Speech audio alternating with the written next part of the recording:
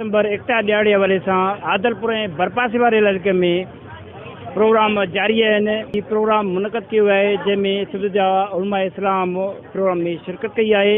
अचो त हिन सां ॻाल्हि ॿोल कयूं त हुनजो सिंध जे एकता ऐं जेको आहे सिंध जे वहादत जे हवाले सां छा चवणु आहे। सिंध जे ॿेटनि जे हवाले सां असांजो मौक़िफ़ वाज़िह आहे त असां सिंध जा ॿेट त छा पर हिकिड़े इंच ते बि कंहिंखे कब्ज़ो करणु कोन ॾींदासीं। असां सिंध जी हिफ़ाज़त कंदासीं।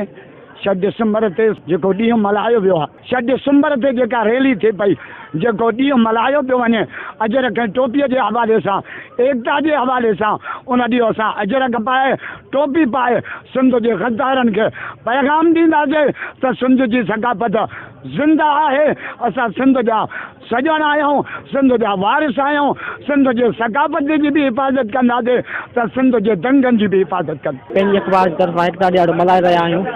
अलीका जेके असां जस ॾियूं था, छो त जेसि ताईं सिंध जा ग़ैरतमंद पुट मौजूदु आहिनि उहे सिंध जी सक़ाफ़त मल्हाईंदा रहंदा। हीअ सिंध असांजी सिंध जेकी हज़ारे सालनि खां पुराणी सक़ाफ़त आहे। असां पूरी घोटकी ज़िले में असां हज़ारनि तादाद में 6 डिसंबर ते रोडनि ते हूंदासीं ऐं पंहिंजी सक़ाफ़त सां असां मोहबत कंदासीं।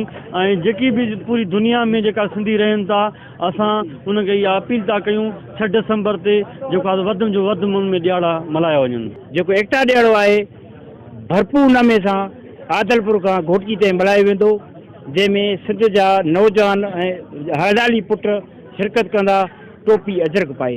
कैमरामैन निसार अहमद थईम सां गॾु माजिद अली कलवड़, टेम न्यूज़ आदलपुर।